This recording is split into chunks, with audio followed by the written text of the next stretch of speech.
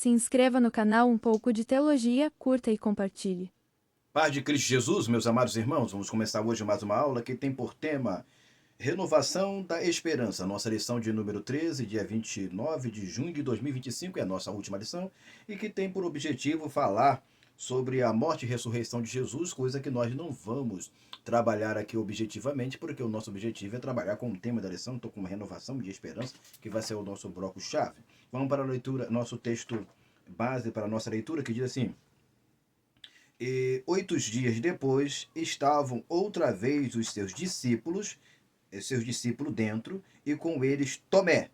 Chegou Jesus, e estando as portas fechadas, e apresentou-se no meio e disse: Paz seja convosco. João capítulo 20, versículo de número 26. Deixa eu só fazer uma pequena observação aqui, que normalmente os teólogos e a teologia vai abordar dessa forma, que esse 8 dias aqui está fazendo relação com o 8 dias da ressurreição.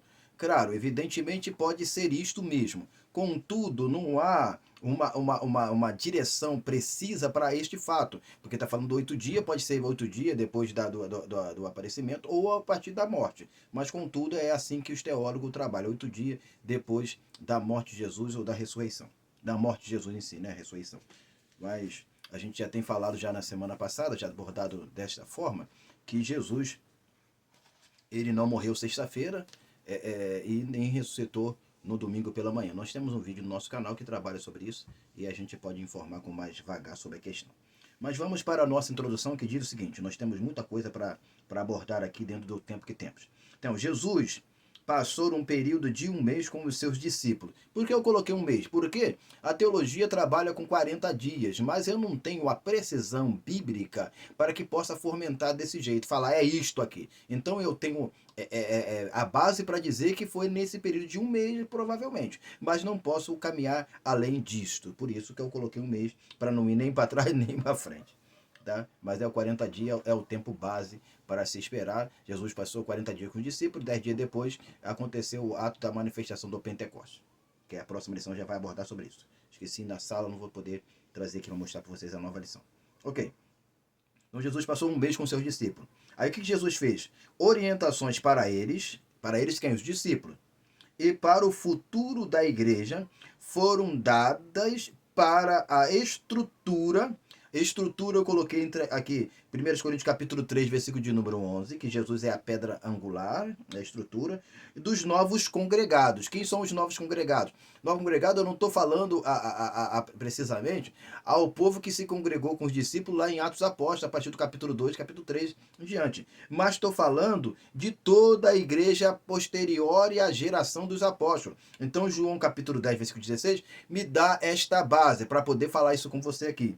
Ok? Então, a nossa introdução trabalha com isso. Nós não vamos aqui, objetivamente, trabalhar sobre o que a gente já tem apresentado na estrutura da introdução, porque a introdução vai trabalhar com a estrutura da igreja, esse anexo da igreja ao corpo de Cristo, que vai fomentar toda essa esperança paulatinamente. A igreja vão se agregando pessoas novas e nesse agregar a esperança deve ser mantida, ok? Seguindo. Então, o nosso primeiro ponto vai trabalhar com o seguinte, com o tema, com o subtópico, com o tema da fundamento da esperança. O fundamento da nossa esperança está em Cristo. Mas visivelmente, paulatavelmente, o que a gente consegue usar como fundamento ou base para essa esperança?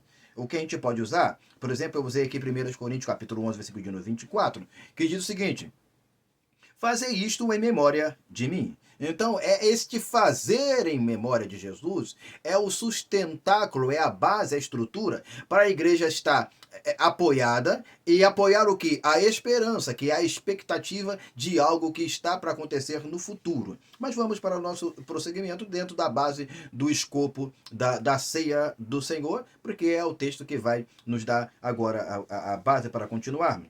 Esse cerimonial, qual cerimonial? A ceia. Esse cerimonial sela, eu botei o termo selar aqui com sentido de penhor e com sentido de garantia. Sela o vínculo da esperança da igreja. E coloquei para versículo para você apoiar seu pensamento. Efésios capítulo 1, versículo de número 14. Leia depois.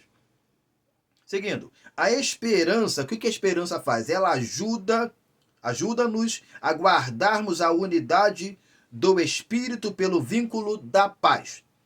Então, a esperança, ela vai nos ajudar, vai nos fortificar e nos dar a condição de manter a unidade do Espírito do vínculo da paz. Ok, eu estou usando o vínculo aqui nessa parte aqui, em virtude do ter citado o vínculo lá em cima, junto com o selar, um cela. Ok, então vínculo da paz. Efésios capítulo 4, versículo de número 3, pode lhe apoiar para você ter um versículo base para aquilo que você está fomentando. Ok. E depois desse vínculo da paz, nós devemos fazer o quê? Nos revertirmos. Nós temos, preste atenção, nós temos esse vínculo, essa esperança, ela tem a base, que é o Espírito. Esse Espírito, ele traz o vínculo da paz. Ele vai trazer tranquilidade. Não existe crente com esperança sem tranquilidade, ok?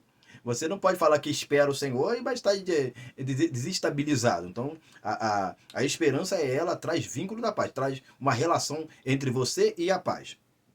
É bem pausável isso, tá? Efésios 4:3. E revestirmos do amor, que é o vínculo da perfeição. Então, a esperança ela deve caminhar, e eu quero trabalhar com isso aqui, caminhar com a paz e que vai forjar e nos ajudar a chegar à perfeição. Perfeição não só da nossa vida em comunhão com Deus, mas a perfeição da nossa esperança. A nossa esperança deve estar intacta, sem nenhum tipo de interferência da desesperança, do desespero e assim por diante. Ok? Então, nós temos aqui Colossenses capítulo 3, versículo de número 14. Leia. A ceia é o contato rígido, porque é rígido. É inflexível, não move nem para cá e nem para lá. Por isso é rígido, ok? É um contato rígido, mas é rígido. Então, assim, ele deve estar num nível de estável. Então é um contato rígido, e enquanto a igreja participa nesse contato rígido que é a ceia, nesse memorial de lembrança, nessa lembrança, agora eu não estou falando esse memorial aqui, no memorial no sentido do participar do pão e da ceia, mas da lembrança que é forjada desse cerimonial. Então esse é um contato rígido, e enquanto a igreja participa, ela faz em memória de Jesus, validando a nova esperança. Aí eu coloquei aqui 1 Coríntios capítulo 11, versículo de número 25, que esse cálice é o novo testamento no meu sangue. Jesus falou isso.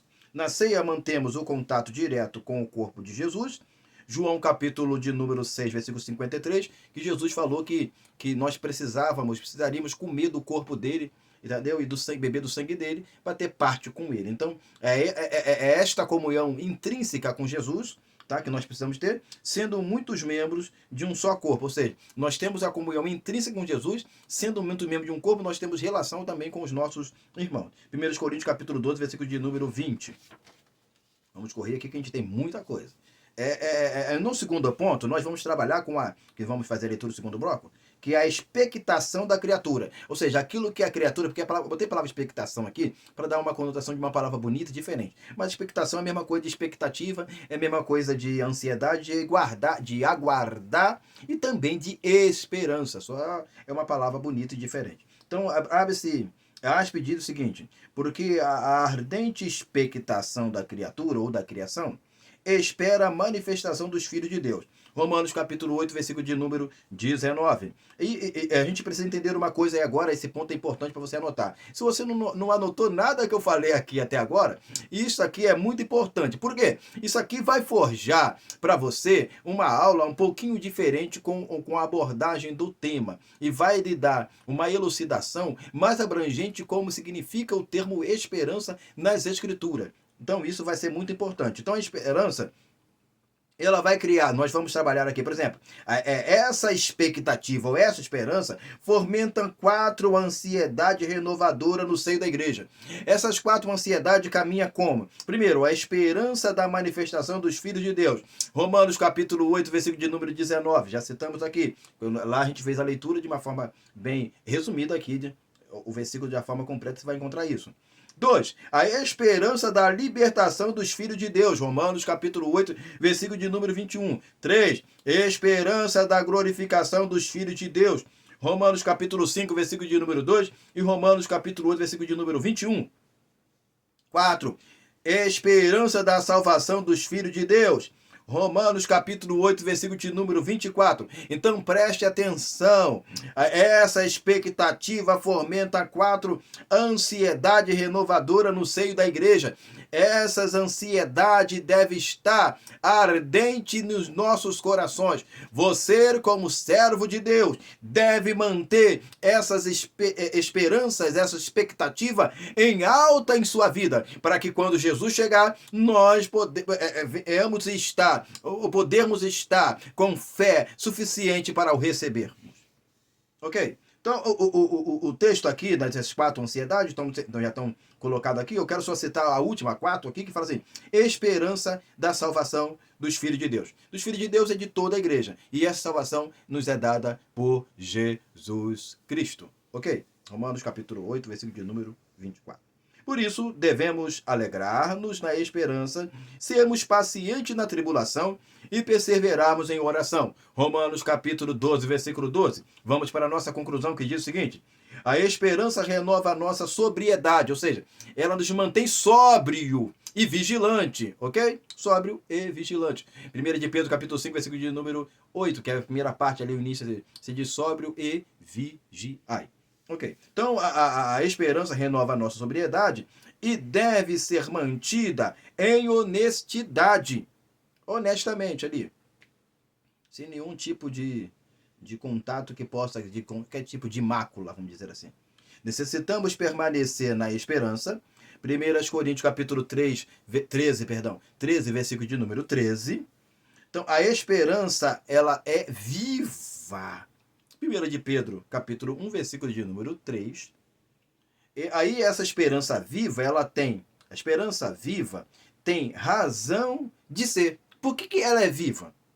1 de Pedro, capítulo 3, versículo de número 15. E aí eu vou caminhando para o final da conclusão, e que diz o seguinte: conservamos firmes até o fim a nossa confiança e a glória da esperança. Glória da esperança. Hebreus capítulo 3, versículo de número 6. Por essa razão, Paulo disse: tenhamos esperança. Romanos capítulo 15, versículo 4. Ali é a parte final do versículo. Porque, aí a gente termina. Porque o Deus de esperança vos encha. Para que o Deus de esperança vos encha de todo gozo e paz em crença ou em fé, outras traduções para colocar fé, para que abundeis, presta atenção, para que abundeis em esperança pela virtude do Espírito Santo. Romanos capítulo 15, versículo de número 13. Eu quero só fazer uma observação final aqui. Olha só, o Deus de esperança. O Deus de esperança concede esperança. O Deus de amor concede amor. O Deus de paz concede paz. Então, o Deus de esperança vai dar para nós o quê? Para que a gente abunde em esperança pela virtude do Espírito Santo. Não existe esperança na vida do crente que espera a salvação, que acredita que Jesus vai se manifestar em glória, e com essa manifestação em glória, ele vai trazer a glória de sua presença para nós e arrancar toda esta mácula, toda essa corrupção e nos libertar da opressão da carne e do pecado. Então, só isso só vem pela virtude do Espírito Santo. Então, é que a virtude aqui é a palavra que pode ser traduzida como poder. Eu quero que você entenda o seguinte: a gente precisa ter comunhão com Deus, buscarmos ser cheios do Espírito Santo. A Bíblia diz em 2 Coríntios, eu termino aqui, 2 Coríntios capítulo 13, versículo 13, é o texto que a gente usa para a base da nossa bênção apostólica, diz assim: a graça de nosso Senhor Jesus Cristo, o amor de Deus e a comunhão do Espírito Santo. Nós precisamos da comunhão do Espírito Santo. Se você não tem a comunhão com o Espírito Santo, busca agora, porque é ela que vai ser o vínculo da sua esperança. Tenha paz com todos e com Deus, e esperança para a vinda de nosso Senhor Jesus Cristo. Que Deus possa nos abençoar, nos conceder um excelente domingo, uma excelente escola dominical. A lição acabou, mas a outra já está por vir. E que Deus possa nos abençoar mais e mais em nome de Jesus. Amém e amém.